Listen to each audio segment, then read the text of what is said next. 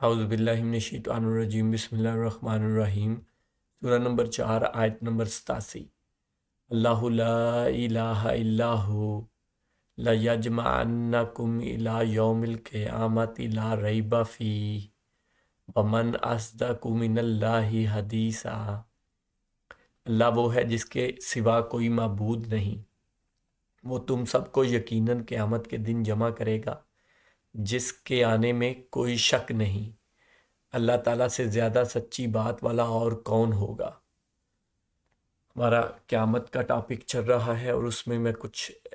وہ والی آیات شیئر کر رہا ہوں جس میں اللہ پاک کا اور قیامت کا اکٹھا ذکر ہے، اور اوورآل جو میں کہتا ہوں قرآن پاک کا پیغام ہے، یا ہمارے دین کا جو اگر مختصر خلاصہ اگر کریں تو وہ دو چار باتوں میں اگر کرنا ہو تو وہ ہے، ورنہ تو ڈیٹیلز میں تو اور بہت ساری چیزیں ہیں، ظاہری بات ہے، بہت سارے احکامات ہیں، بہت ساری کرنے والی چیزیں ہیں، بہت ساری ماننے والی چیزیں ہیں، لیکن اصل میں اللہ پہ ایمان کے ہی وہ فروع ہیں،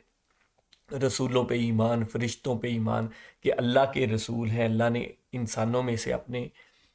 کچھ لوگوں کو منتخب کیا، چنا، ان کو رسول بنایا، اور ایسے ہی فرشتوں پہ ایمان کہ اللہ نے فرشتے بنائے اور اپنے کام ان سے لیتا ہے۔ یہ سارا ہم فرشتوں کے ٹاپک اور رسولوں کے ٹاپک میں یہ سارا کچھ ہم کر چکے ہوئے ہیں، اور اس طرح اور بھی بہت ساری چیزیں ہیں اور کرنے کے اعمال بھی اور ہیں، لیکن جو اصل میں خلاصہ ہے وہ مین یہی ہے کہ اللہ پہ ایمان ہے، اور اس کے ساتھ توحید کے ساتھ ایمان ہونا چاہیے، شرک نہیں ہونا چاہیے۔ یہ مین پیغام یہ ہے، اور اس کا دوسرا حصہ یہ ہے کہ قیامت والے دن ہم نے اس کے سامنے پیش ہونا ہے، وہ ہمارا خالق اور مالک بھی وہی ہے، اس کے سامنے ہم نے کھڑے ہو کے ہر چیز کا جواب دینا ہے جو ہم دنیا میں کرتے رہے ہیں۔ تو یہ اوورآل پیغام ہے، اس سورہ اس آیت میں بھی آلموسٹ یہی بات بیان ہو رہی ہے، اور یہ میں کوشش کر رہا ہوں کہ آپ لوگوں کے ساتھ شیئر کروں تاکہ آپ اس کو خود سمجھیں۔ اللہ وہ ہے جس کے سوا کوئی معبود نہیں، اور وہ تم سب کا کو یقیناً قیامت کے دن جمع کرے گا۔ وہ دونوں باتیں ہی آ گئی، ایک یہ کہ اللہ وہ ہے جس کے ساتھ کوئی اور، جس کے سوا کوئی اور معبود نہیں، کسی اور کی عبادت نہیں کر سکتے۔ عبادت کرنے کا مطلب یہ نہیں ہے کہ کسی کی ہم نماز پڑھیں یا کسی کو سجدے ہی کریں تو وہی عبادت ہے، یہ عبد سے نکلا ہے۔ اوپر آپ اگر عربی بھی پڑھ لیں تو یا عربی میں تو یہاں عبد کا ورڈ نہیں ہے، یہاں یہی ہے کہ اللہ لا الہ الا ہوا، کہ اس کے سوا کوئی الہ نہیں ہے، اس کے سوا کوئی معبود نہیں ہے، ٹھیک ہے۔ لیکن عبادت کا مطلب کسی کا بندہ بن جانا، کسی کا حکم ماننا، صرف اسی کو ہی مطلق حکم ماننے والا مان لینا کہ یہی اتھارٹی ہے، یہی حکم دیتا ہے اور میں اسی کا ہی مانوں گا تو میری نجات ہو جائے گی۔ یہ کسی کو بھی مان لینا اس کو اپنا الہ ماننے کے مترادف ہے۔ جیسے کہ آپ ہندوؤں کو ہم کیوں کافر کہتے ہیں یا ان کو مشرک ہم کیوں کہتے ہیں بھلا، حالانکہ وہ بھی ایک ہی مالک پہ، ایک ہی خالق پہ یقین رکھتے ہیں۔ آپ سب کو یہ اس چیز کا آئیڈیا ہے کہ وہ بھی صرف مانتے یہی ہیں کہ خدا، رب، یا جو بھی وہ اپنے وہ جو بھگوان ہے وہ ایک ہی اس کو مانتے ہیں، لیکن یہ جو اس کے بت ہیں نا، یہ اس کے ایسوسیٹس بناتے ہیں کہ یہ ہماری سفارشیں کرنے والے ہیں، یہ ہمارے کام آسان کرنے والے ہیں، یہ اس مین بھگوان تک ہماری چیزوں کو، باتوں کو پہنچانے والے ہیں، ان کا بھی یہی چیز ہے۔ تو یہی تو شرک ہے۔ اگر مسلمان یہ کریں گے اور کسی پیر فقیر کو اور کسی اس طرح کی چیز، کسی بھی اور ایون رسولوں تک کو اگر ایسا مان لیں گے تو وہ بھی اسی کیٹیگری میں آ جائیں گے۔ اللہ نے جگہ جگہ میں توحید کے ٹاپک میں اتنی آیات کی ہیں کہ اللہ نے کہا ہے میں تمہارے دل کی آواز سنتا ہوں، تمہاری سرگوشی اگر کرتے ہو وہ سنتا ہوں، تم کچھ دل میں تمہارے خیال آتا ہے میں مجھ سے بھی جانتا ہوں، مجھ سے مانگو، مجھ سے بات کرو، مجھ سے ڈائریکٹ کہو جو کہنا ہے، کسی کو بیچ میں نہ ڈالو کہ یہ اس کے تھرو آئیں گے تو مجھے سنائی دے گا۔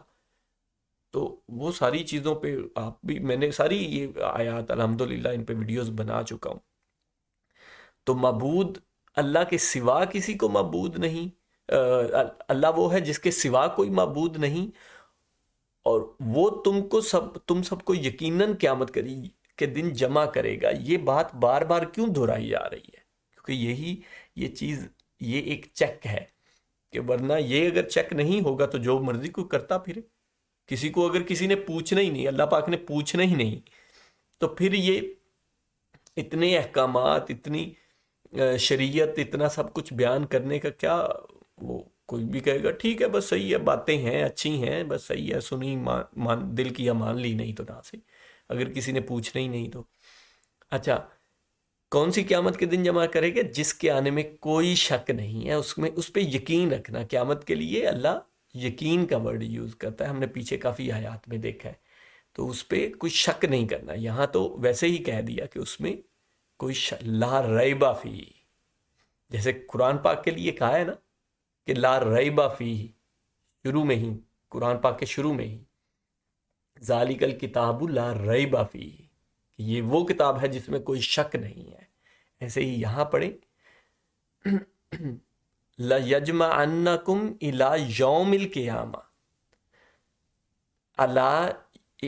إِلَىٰ يَوْمِ الْقِيَامَةِ، قیامت کے دن، لا ریب فیہ، جس میں کوئی شک نہیں ہے۔ بالکل ویسے ہی جیسے قرآن پاک کے لیے لا ریب فیہ یوز کیا، ایسے قیامت کے لیے بھی لا ریب فیہ یوز ہو رہا ہے۔ اچھا، اور اللہ تعالیٰ سے زیادہ سچی بات والا اور کون ہوگا؟ یہ دیکھیں، وہ ہمارا خالق ہے، مالک ہے، اس کا کیا مطلب، وہ میں کیسے ورڈز میں بیان کروں کہ وہ کیا لیول بھی، ورڈ بھی رب کے لیے اور مالک اور خالق کے لیے یوز کرنا، تو وہ تو مطلب کیا بیان کیا جا سکتا ہے۔ لیکن وہ بات ہم انسانوں کو سمجھانے کے لیے وہ کس حد تک ہمیں آ کے سمجھا رہا ہے کہ اللہ تعالیٰ سے زیادہ سچی بات والا اور کون ہوگا؟ کیونکہ انسان یقین نہیں نہ کرتے، انسان تو سمجھتے ہیں کہ پتہ نہیں خیر ہی ہے، بس یہی ہے، مرنا ہے، اس کے بعد کون سا کسی کو کیا پتا، مرنے تک ہی ہے، جو کر رہے ہیں کرتے پھرو۔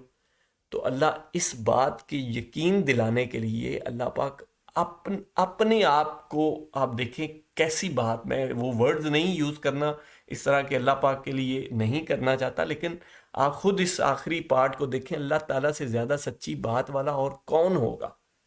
کہ بتاؤ تو صحیح اور کون ہے اللہ کے، مینز اللہ کو یہ یقین دلانا پڑ رہا ہے۔ دوسرے الفاظ میں اگر کہیں کہ ہم انسانوں کو اللہ کو یہ بھی یقین دلانا پڑ رہا ہے کہ اللہ سب سے سچی بات کرنے والا ہے۔